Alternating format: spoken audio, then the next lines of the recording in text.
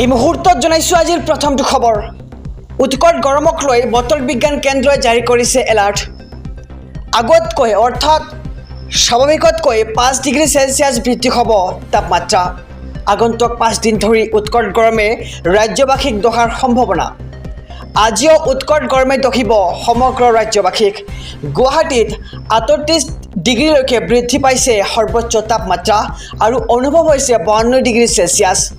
নলবাৰী, বৰপেটা, লখিমপুৰ, মঙলদৈত 37 degree Celsius তাপমাত্ৰা দেখিবলৈ পোৱা গৈছে আৰু ইয়াৰ সমান্তৰালকৈ যোৰহাট, মৰিগাঁও, বঙাইগাঁও, শিৱসাগৰত 37 ডিগ্ৰী চেলছিয়াছ দেখিবলৈ পোৱা গৈছে তাপমাত্ৰা আৰু তেজপুৰ, নগাঁও, শিলচৰ 38 ডিগ্ৰী চেলছিয়াছ তাপমাত্ৰা দেখিবলৈ পোৱা গৈছে আৰু উৎকট গৰমক লৈ বতৰ বিজ্ঞান কেন্দ্ৰই জাৰি কৰিছে এলাৰ্ট আৰু স্বাভাৱিকতকৈ 5 ডিগ্ৰী চেলছিয়াছ বৃদ্ধি হ'ব তাপমাত্ৰা।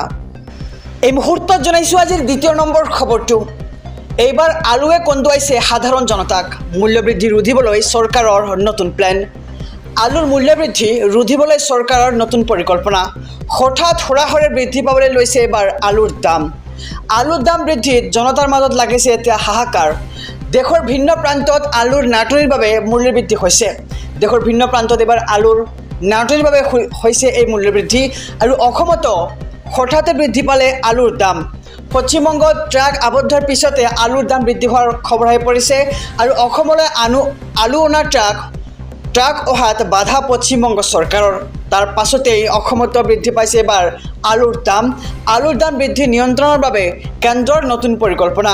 ভূটানৰ পৰা আলু আমদানি কৰাৰ চিন্তা চৰ্চা এবাৰ ভাৰত চৰকাৰৰ। আন দেশৰ পৰাও আলু আমদানিৰ চিন্তা চৰ্চা কৰি আছে ভাৰত চৰকাৰে আৰু আলুৰ মূল্যবৃদ্ধি ৰোধিবলৈ চৰকাৰৰ এইবাৰ নতুন পৰিকল্পনা। হঠাৎ হুৰাহুৰে বৃদ্ধি পাবলৈ ধৰিছে এইবাৰ আলুৰ দাম। এই মুহূৰ্তত জনাইছোঁ আজিৰ তৃতীয় নম্বৰ খবৰটো। হুৰাহুৰে কমিছে সোণৰ দাম। বাজেট ঘোষণাৰ পিছতেই দেশজুৰি সোণৰ দাম হ্ৰাস পাইছে। এসপ্তাহৰ ভিতৰত 6,000 টকা পৰ্যন্ত হ্ৰাস পালে সোণৰ দাম। দিল্লীত প্ৰতি 10 গ্ৰাম সোণৰ দাম 68,870 টকা। মুম্বাইত প্ৰতি 10 গ্ৰাম সোণৰ দাম 68,720 টকা। একেদৰে হ্ৰাস পাইছে ৰূপৰ দাম। 6,860 টকা পৰ্যন্ত কমিছে এইবাৰ ৰূপৰ দাম।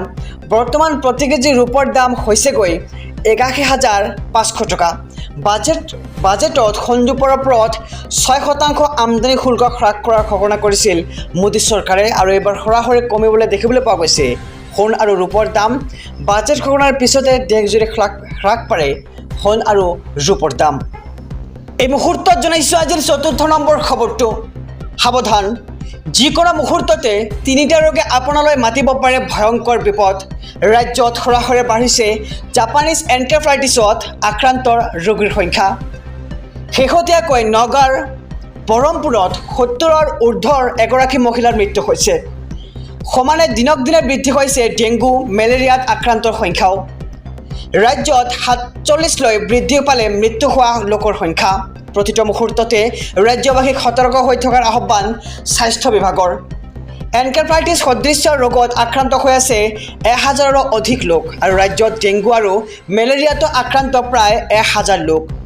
যোৰহাট জিলাত সৰ্বাধিক এনকেফেলাইটিছত আক্ৰান্তৰ সংখ্যা। ডিমা হাছাওত ডেংগু আৰু কোকৰাঝাৰত মেলেৰিয়াৰ আক্ৰান্তৰ সংখ্যা বেছি হৈছে। ৰাজ্য চৰকাৰৰ তৰফৰ পৰা জাৰি কৰা হৈছে কেইবাটাও নিৰ্দেশনা। তীব্ৰ জ্বৰ, মূৰৰ বিষ বা কঁপনি অনুভৱ কৰিলে কাষ চাপক চিকিৎসকৰ ওচৰলৈ আৰু সন্ধিয়া আৰু পুৱা পানী জমা হোৱা ঠাইলৈ যোৱা পৰিহাৰ কৰক। খোৱাৰ সময়ত আঁঠুৱাৰ ব্যৱহাৰ কৰক। মহ প্ৰতিৰোধ কৰা ধূপ ব্যৱহাৰ কৰক আৰু পৰিষ্কাৰ কৰি ৰাখক ঘৰৰ ওচৰে পাঁজৰে থকা নলা নৰ্দমাসমূহ। মানুহ থকা ঠাইৰ পৰা কমেও 100 মিটাৰ দূৰত গাহৰি পালনৰ পৰামৰ্শ দিছে স্বাস্থ্য বিভাগৰ ফালৰ পৰা আৰু যিকোনো স্বাস্থ্য সম্পৰ্কীয় পৰামৰ্শৰ বাবে আপুনি ডায়েল কৰক 104 নম্বৰ। আৰু সাৱধান, যিকোনো মুহূৰ্ততে 3টা ৰোগে আপোনালৈ মাতিব পাৰে ভয়ংকৰ বিপদ। চৰকাৰী ঘৰক লৈ কংগ্ৰেছৰ বাম্পাৰ অফাৰ। ঘৰ নিৰ্মাণ কৰিবলৈ 6 লাখ টকা দিব কংগ্ৰেছে।